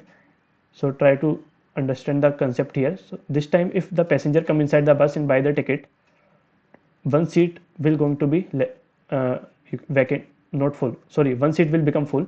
So total number of seats left are 9. So you can say 9 seats are left. Again I am checking, so we have total 9 seats. So we can again, so you can say we can again run this these 3 lines, or you can say ticket collector can allow other passengers as well, right? Because we have total 9 seats. Again condition is true, passenger second comes, passenger second has the ticket as well, right? So you can also keep an eye on the output. Now when passenger second will come, one seat also going to be full. So total number of seats left are, you can say, 8, right? So total 8 seats are left, so 8 is greater than 1, right? So ticket collector will say, yes, we have total 8 seats left, so I can also allow other passengers to come. Again this will execute. Now this time third passenger come, so total seats left will be 7.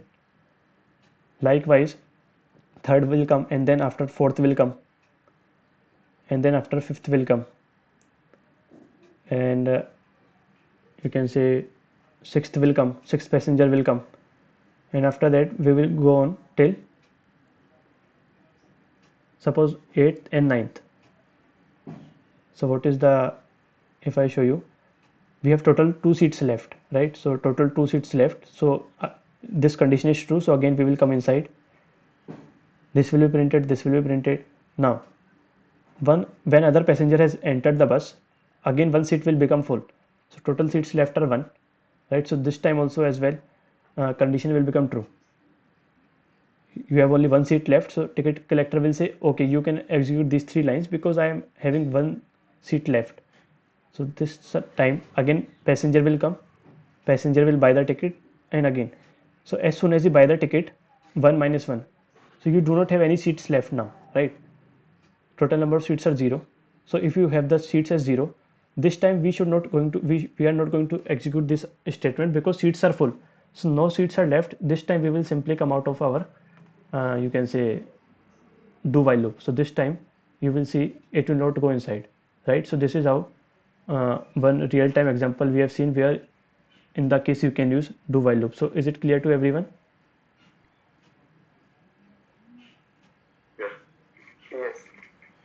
Okay, so if I show you here, let us see some difference. So this is one real-time example of while loop and do while loop as well. Okay, so where to use which loop, let us see here, right? So this is one syntax of do while loop. So where to use which loop, use for loop when you know in advance how many times you want to run the loop, you can use for loop. When you don't know how many times we need to run our loop, use while loop. So what this mean, so if I show you,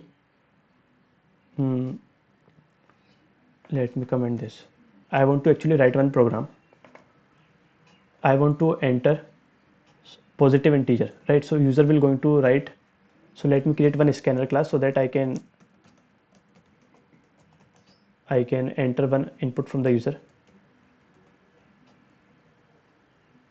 So here we will see where to use which loop.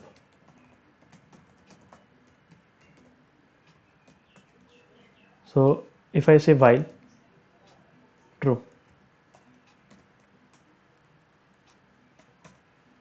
and I will say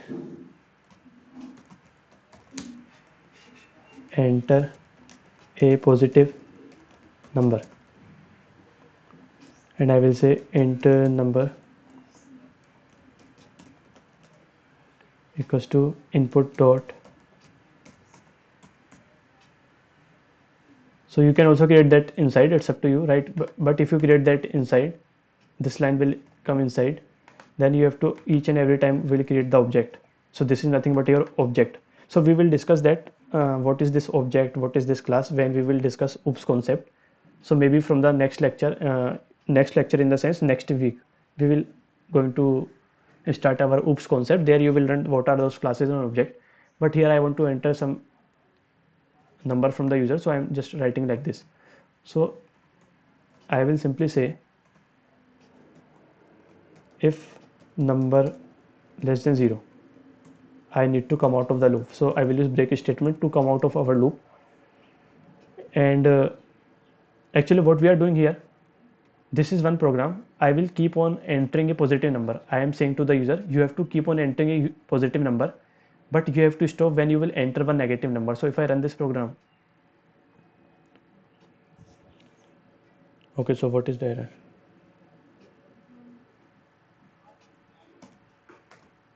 So if I run this program, so enter a positive number 5. So as soon as you will enter, keep on entering the positive number, this loop will not going to terminate, right? Because this is while loop, this is a while loop. We will only stop when you will find a number which is lesser than 0, which is nothing but negative number. But if you keep on entering the number, it will never stop, right? It will never stop. So here I do not know. So suppose you are a, I will give this program to one of the user. I do not know that how many times that user will going to enter a positive number, right? So here I do not know how many times I want to run the loop. So in that case you should go for while loop, right? So here I have written the same. Use when you do not know how many times we need to run our loop, you can use while loop. Here I do not know how many times a user will enter the positive number, right? He will keep on entering, but as soon as you write minus 1, or you can say minus 9, any number which is lesser than 0, it will stop. So you can see terminated, right? So this time we stopped. So this is where you can use while loop. But if you know that if you know in advance how many times I want to run my loop, suppose I want to run my loop 5 times, so in that case it is better to go with this for loop, right, which we have discussed already. If I want know that I want to run my loop 5 times, so I can use for loop. So this difference is clear to everyone? Yes. Okay, so this is one thing. So this is where you have to use for loop and where you have to use while loop. And let us see also this where to use while and do while. So first of all, you have to understand the difference. While loop executes 0 to end time. 0 means not going to execute at all. 0 to n is any number, right? So n can be 5, 3, sorry, n can be 33, any number, right? 10 can be n, right? So it is just a value and value. So let me write value. So if I show you this first line, while loop executes 0 to n time. So n times, right? So how? Let us see. If I So let me comment this.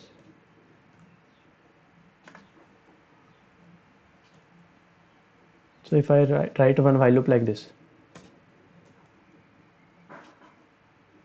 so let me also comment this, not required. I am saying while loop execute 0 to n times. So what that statement mean? If I say int number equals to 3, and if I provide the condition like this, while number you can say number less than 3.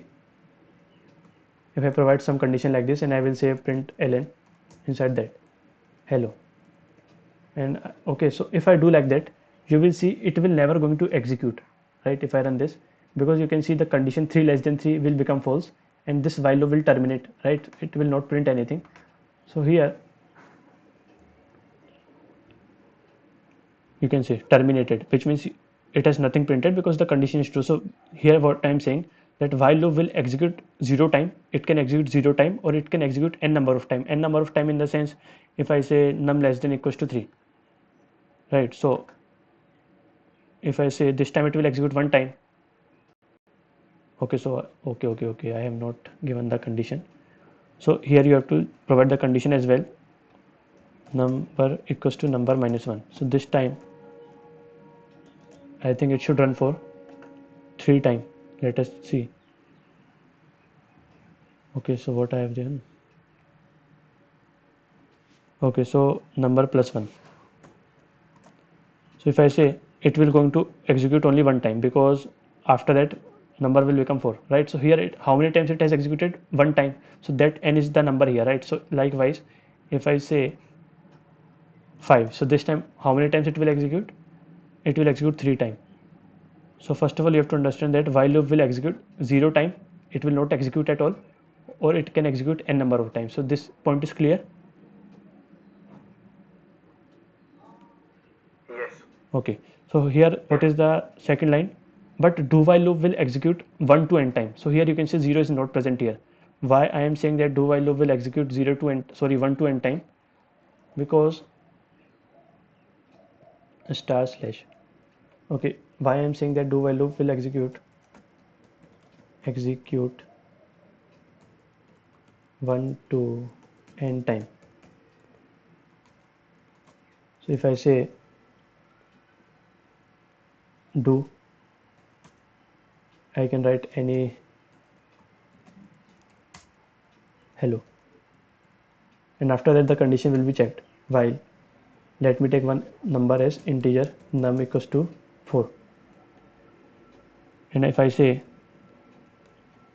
number equals to 7, right? So this condition is false, because the number is should not be equals to 7. You can say 4 is not equals to 7, so this condition will become false. But here, as we have already discussed, that condition will be checked at the last. So if I try to run this, you will see, if I put debugger here,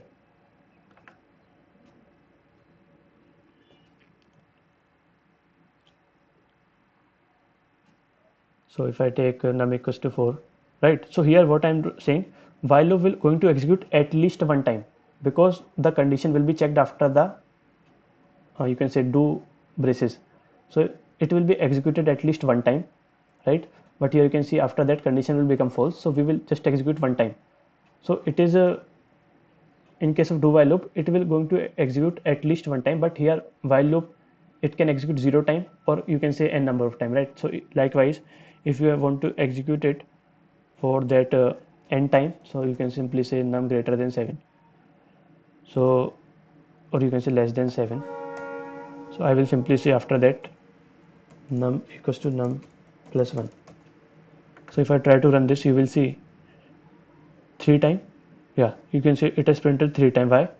First we will come inside, hello will be printed, after that 4 plus 1 5, condition will check 5 less than 7, again hello will be printed, 5 plus 1 will become 6, again condition will be checked, 6 less than 7, condition true, again this will be printed, and again I am saying 6 plus 1. So this time, but it will fail, right? So this is how, what I mean to say, that while loop executes 0 to n time, but do while loop will going to execute at least 1 time, and you can have n number of times, right? So this is the basic difference between the two. So this difference is clear to everyone? Yes. Yes. Okay, so let us see this also. So I think I have already covered that, but let me read the definition. So while loop, we say while loop as a entry control loop, and we will say do while loop as a exit control loop. So what is the difference? So that I hope you remember that while loop will check the condition at the time of entry, right? So at the first time it will check the condition, and if the condition or the expression becomes true, then we will come inside into the body of the loop. So while loop we say as entry control loop. So but if I talk about the exit control loop, so this is your exit criteria, right? So in case of while loop, so this is your exit criteria, but in case of while loop this is your entry criteria, right? So here condition will be checked at the beginning, condition will be checked at the last in case of do while loop. So here I have written the same, so that exit control loop checks the condition for exit, and if the given condition for the exit evaluate to be true, so suppose this condition will evaluate to true, if this condition will become true, again we will go inside of that do while loop. So here I am writing the same, control will checks the condition for exit, the given condition for the evaluate to be true, right? So if the condition will become true, then so I think here I should have written false. If the condition will become false, control will exit from the loop body, right? If the condition will become false, otherwise control will enter into body again, right? So do while loop is one, you can say exit control loop. So this difference is clear to everyone? Yes. To everyone, right? Then we will proceed forward. Yes. Okay, so okay, so we have just couple of minutes left, so let me discuss one more statement, which is nothing but continue statement in Java, right? So what is this statement? If I so let me create one class again.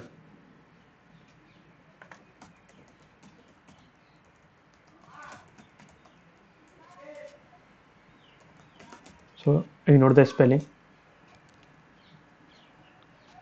So I have created one class, so let me create main method as well.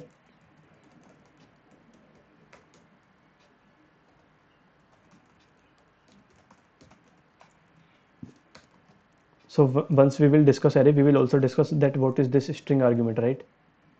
So as of now we do not have the array knowledge.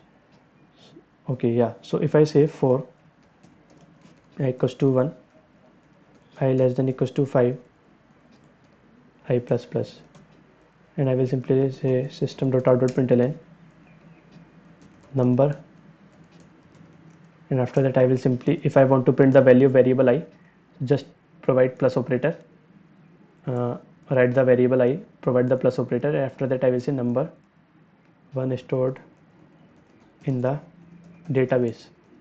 So if I simply say like this, what will happen if I show you? So you can say, let me provide some space. So it is just simply saying that number 1 is stored in the database, right? So just assume that number 1 is stored in the database 2, 3, and 4, and 5. But suppose I do not want to store number 3 due to some reasons in my database. So what I can do, if I say like this, I will make use of continue statement. What that continue statement will do, if I say if I equals to 3, so let us see the output. Actually I do not want to store this number 3 in my database. So if I use this continue statement, what will be the output? You can see 1, 2, 4, and 5. So number 3 is not stored in the database. So you have to understand that how this continue statement will work. If I debug it, and if you want to just ignore some statements based on the condition, you can use that continue statement. So again, so as of now I value is 1, I think I value 1, so we can simply print this line, which is nothing but this one. When I value will become 2, again we can execute this one, last one, so 2. But this time if I show you I equals to 3, so as soon as you will, this condition will become true, and you will execute this. So what this continue statement will do, so whatever the statements you have written inside that for loop, so this is our for loop, right? And whatever the statements you have written inside that for loop, it will not going to execute that all, right? So it will simply skip this statement if you provide continue. So if I show you, continue will be executed and this line will not execute this time, so you can skip this with the help of continue statement.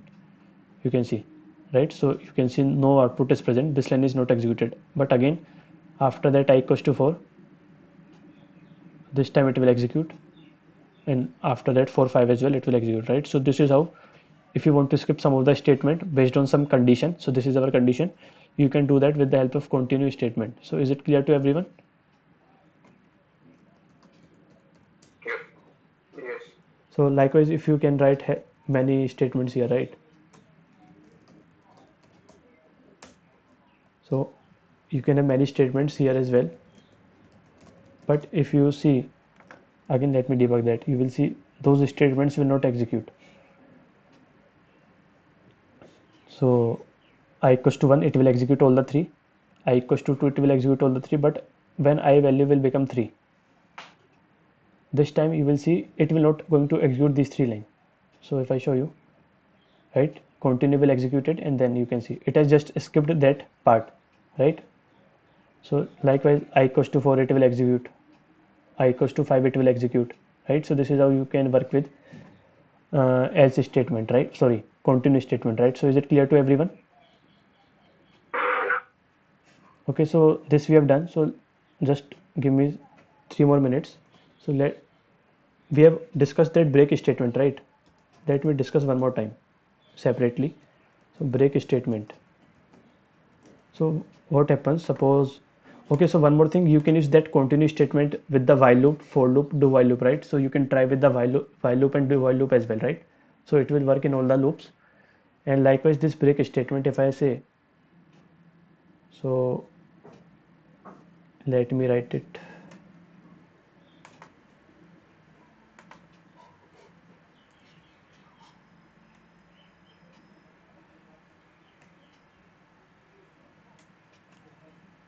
Okay, error gone.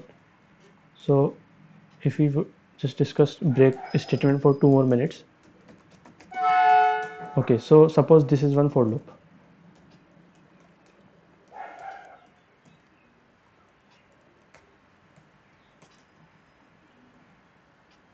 So as of now we are declaring I equals to 1 here. So but what will happen if I show you, suppose after that if I want to print the value of I will say there is one difference if I declare it here as well, right? And let me take one variable here, int I equals to, or you can say sum equals to 8, or you can say number. But suppose I want to add the value of I here as well, number plus I, it will give me one error. Okay, so it is not giving.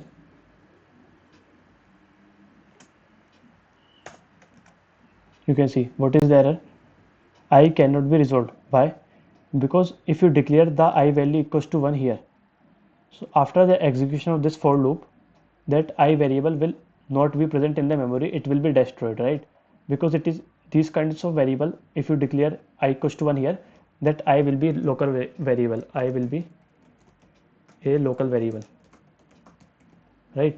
So if you want to use the value of this I outside of this for loop, you have to declare I equals to 1 here. If I show you, so you can declare I equals to 1, but you have to say at the top outside of this for loop int I, right? So then only if you provide like this, then you can comfortably work with this, right? Because it is outside of this for loop, so even after the execution of this for loop, this variable will not you can say destroyed, right? So keep in mind you have to declare some, you can say, global variable. Actually I was discussing that break statement, but that point come in my mind, so I thought of discussing this global variable, right? So you have to keep in mind, if you declare it int I equals to here, if you want to use that I variable outside of this for loop, you will not be able to access, right? So to access outside, you can declare like this. So anyways, we will just discussing that break statement, what that break statement can do. So if I again print the value of I, so it will just print the number from 1 to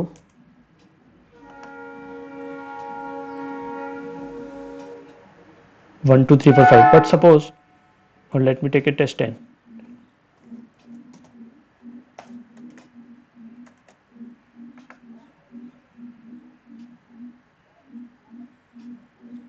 So it will print, but I want that when I value will, when if I equals to 7, I want once I value will become 7, I do not want to execute my for loop.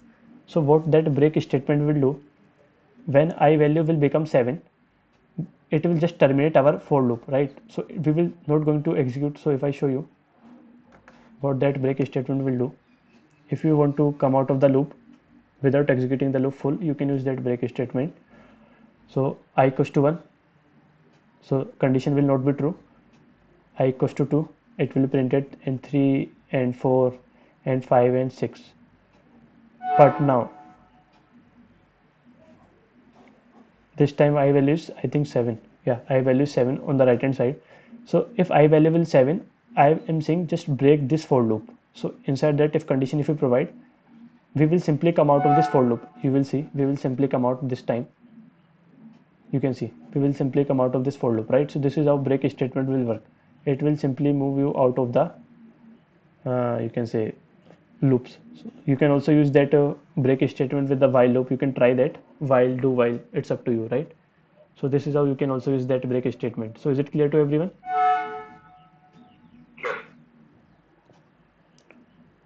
Okay, so any doubts? So tomorrow we will discuss array topic in Java, right? So whatever the important thing, loops and statements we have discussed today, so tomorrow we will discuss array. So any doubts?